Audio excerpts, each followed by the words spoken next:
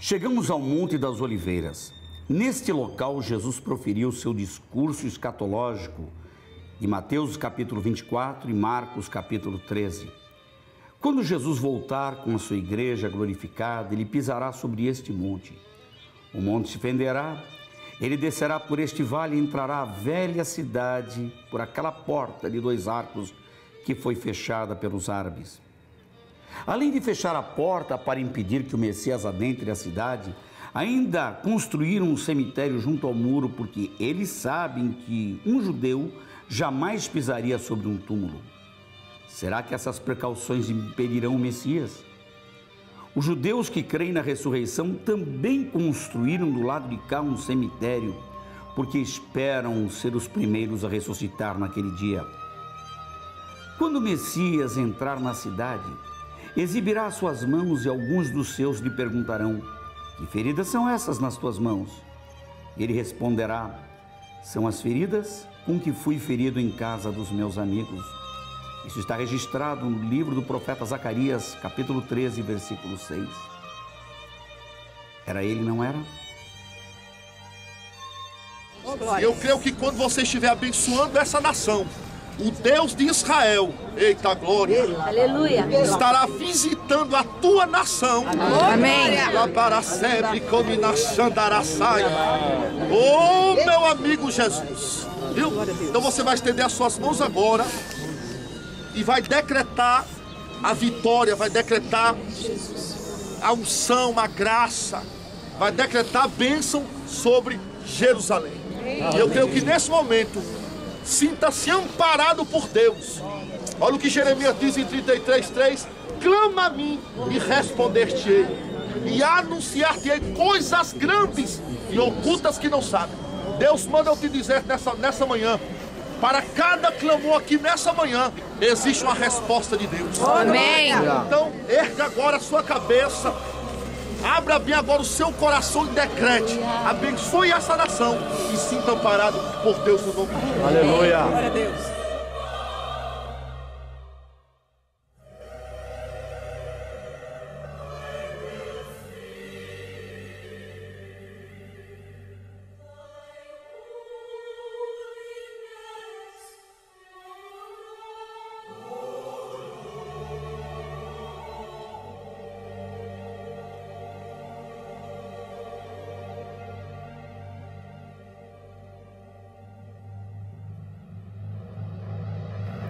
Chegamos ao cenáculo. Jesus tomou a última refeição com os discípulos num local assim. Mas foi neste lugar, o cenáculo do templo, que os discípulos de Jesus estavam reunidos num número de quase 120 pessoas. Num dia em que a cidade estava lotada de gente por ser dia de festa de Pentecostes. Nesse dia, o Espírito Santo desceu sobre eles em cumprimento à promessa de Jesus que disse: ficai em Jerusalém até que do alto sejais revestidos de poder. Inicialmente, o número que presenciou Jesus sendo assunto aos céus era de cerca de 500 pessoas. Dias depois, na festa de Pentecostes, o número era menor, quase 120 pessoas, e o texto nos diz: e cumprindo-se o dia de Pentecostes, estavam todos reunidos no mesmo lugar. E de repente, veio do céu um som como de um vento veemente e impetuoso e encheu toda a casa em que estavam assentados. E foram vistas por eles línguas repartidas como que de fogo, as quais pousaram sobre cada um deles. E todos foram cheios do Espírito Santo e começaram a falar noutras línguas, conforme o Espírito Santo lhes concedia que falassem. Então, o primeiro acontecimento no cenáculo foi a Páscoa antecipada. O segundo acontecimento, depois da morte e ressurreição, aí Jesus é assunto aos céus. Aí depois o acontecimento daqui, que foi novamente aqui, o dia de Pentecostes, que os discípulos estavam orando nesse lugar, onde eles se encontravam, e aconteceu a chegada do Espírito Santo.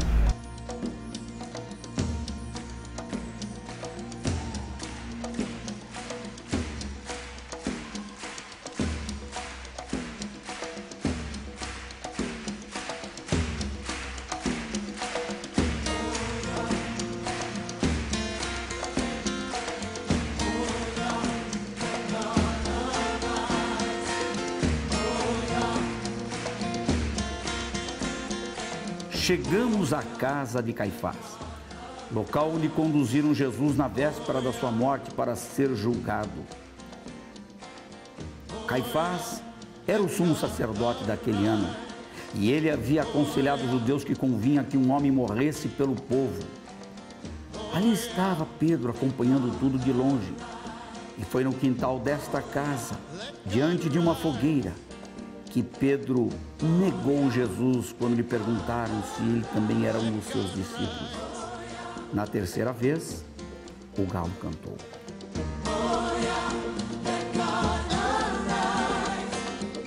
Let his enemies scatter, let them flee from before him. The smoke is driven away, so drive them away.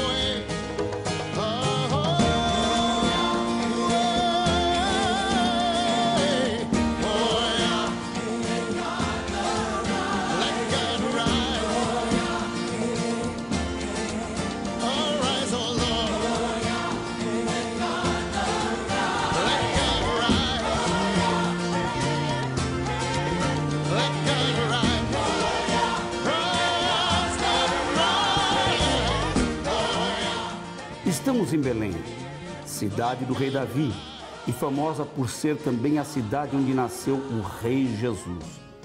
Em cima do lugar onde se pressupõe que Jesus tenha nascido, construiu-se a Capela da Natividade.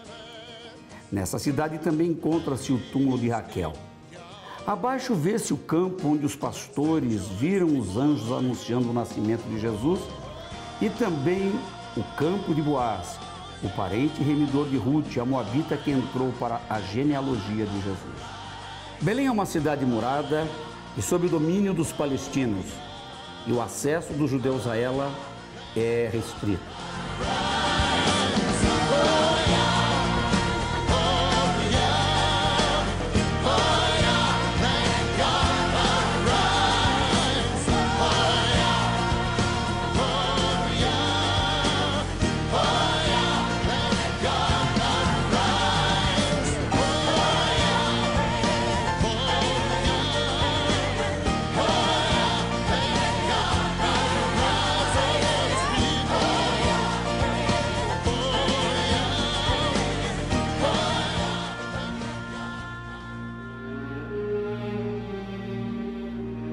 Jardim do Getsêmani. Getsêmani quer dizer um lagar de azeite. Junto ao Monte das Oliveiras, era já desde os dias de Jesus um jardim formoso e frequentado por Jesus e os seus discípulos. Nesse jardim, Jesus tirou um tempo para orar com os discípulos, mas eles dormiram. Aliás, esta não foi a primeira vez que os discípulos dormiram estando ao lado de Jesus no momento de grande angústia para ele. A outra vez foi no monte em que Jesus se transfigurou.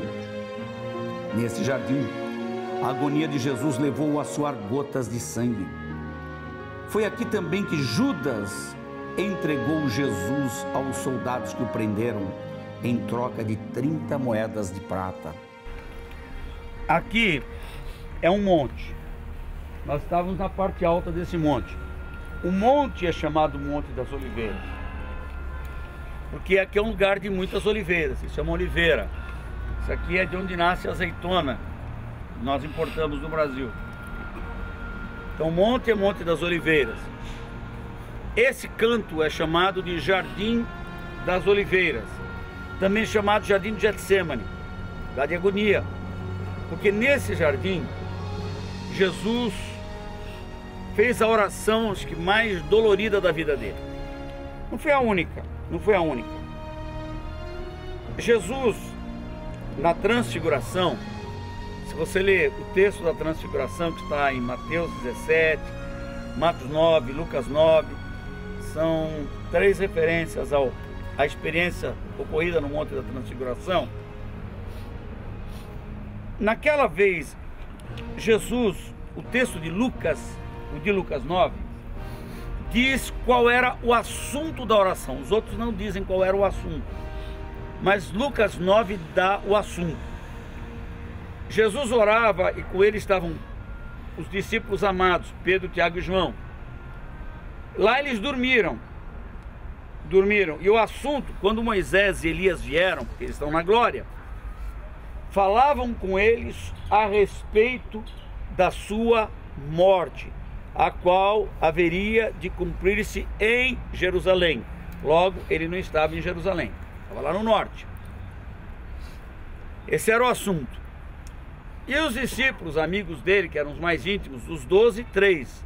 E dos 3 ainda havia um destaque para Pedro. Você sempre lê Pedro, Tiago e João. Você nunca lê João, Pedro, Tiago, João, Tiago e Pedro, Tiago, João, Pedro. Sempre Pedro, Tiago e João. Sempre nessa ordem. Eles não foram sensíveis. A mesma coisa voltou a acontecer aqui. Pedro não entendeu a lição no Monte da Transfiguração, quando o amigo estava agoniando. Estava em agonia. Se você... Porque morte, nós estamos preparados espiritualmente para a morte, aí tudo bem. Mas você gosta de pensar na sua morte? Alguém que quer morrer apesar disso? Estamos garantidos, mas nem por isso. Outra coisa, sabendo que a sua morte vai ser uma morte em sofrimento, é bom pensar nela? Pior ainda. Pior do que pensar que você vai morrer, ainda que seja salvo, e nisso não põe medo, mas pensar nela não é agradável, é pensar na maneira como você vai morrer. E Jesus sabia que ia morrer de uma maneira difícil, humilhando, ia passar por humilhação. Humilhação é a pior de todas as dores, a dor moral. Pois a dor dos cravos, coroa de espinhos, bofetões, chutes, cuspida na cara, coroa de espinho na cabeça, lança no lado, tudo isso era dor. E Jesus sabia isso. Mas pior do que isso, que a dor física, que a dor moral, era a dor espiritual, porque naquele momento ele sabia que iria enfrentar uma luta espiritual muito grande. A luta espiritual era entre dois reinos. Era o reino das trevas e o reino da luz. Ele sabia que haveria para ele chance de escapar. Seria feita alguma proposta para ele. Se ele aceitasse a tentação, se ele cedesse à proposta, ele acabava com o propósito divino. Não haveria salvação para ninguém. Eu acho que esse era o lado mais difícil, a escolha. Era o lado difícil da escolha, porque ele tinha que dizer não à proposta. Isso está em Hebreus 12. Olhando para Jesus, autor e consumador da fé, o qual, o quê? Pelo gozo que ele estava proposto, ele podia sair fora.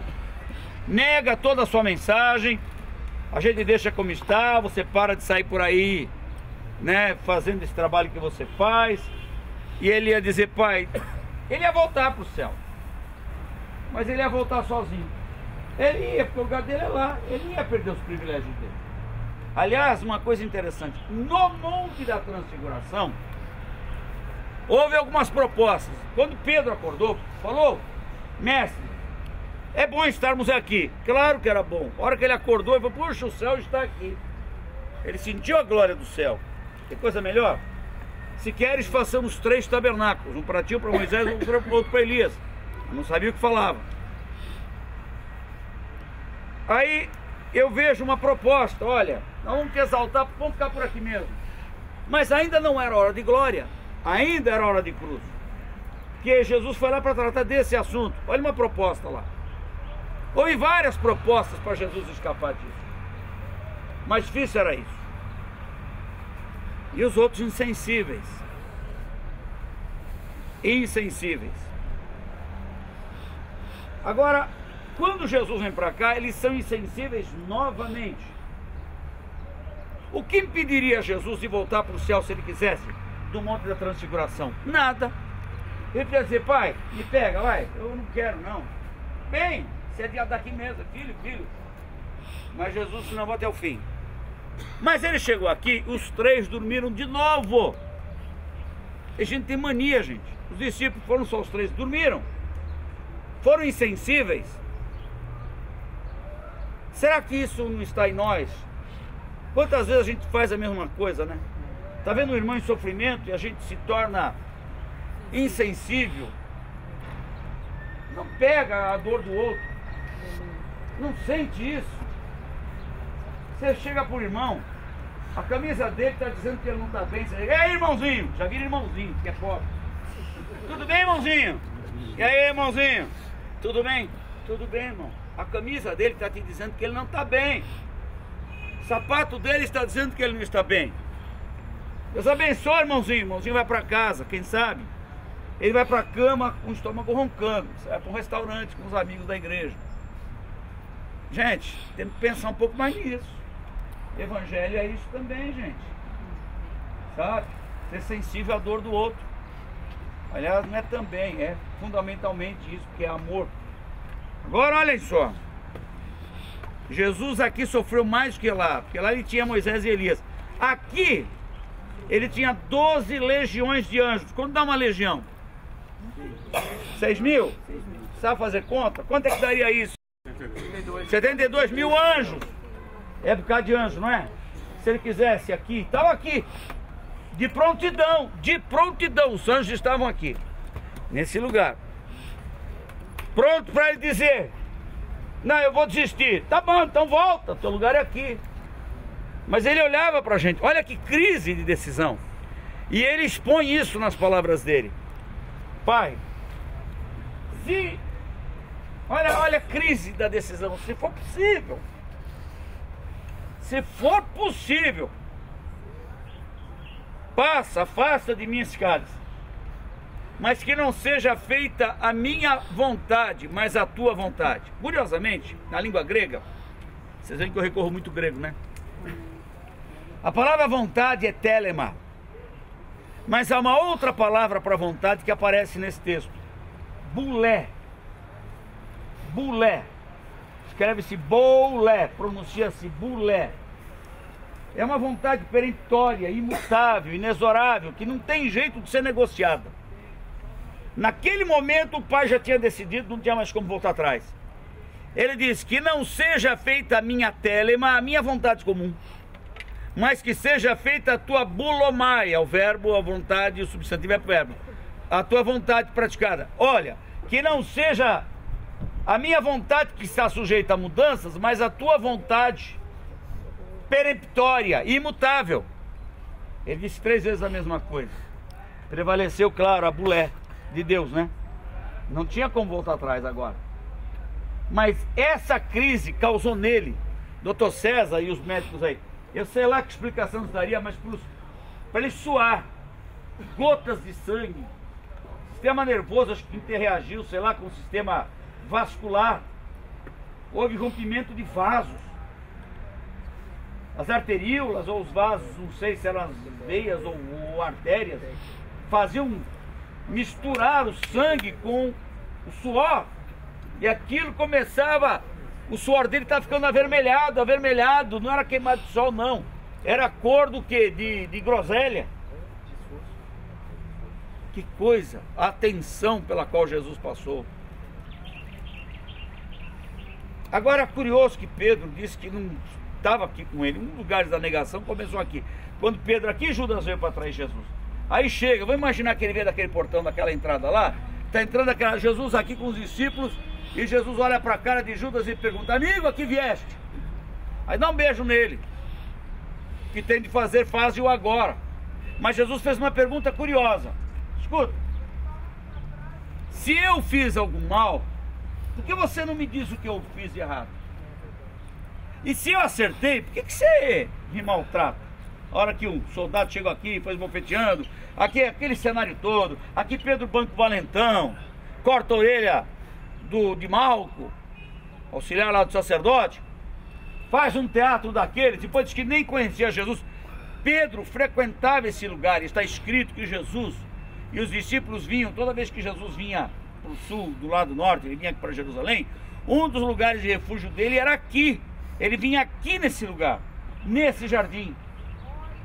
Aqui Jesus sentava, como a gente está sentado, não nessas cadeirinhas, mas sentava no chão, ou em pedra que devia ter, ou debruçava a perna, ou se acotovelava, sei lá, ficava à vontade.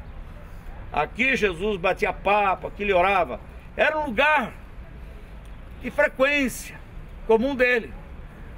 Mas aqui, irmãos, se deu o momento o início da dor da cruz maior foi aqui.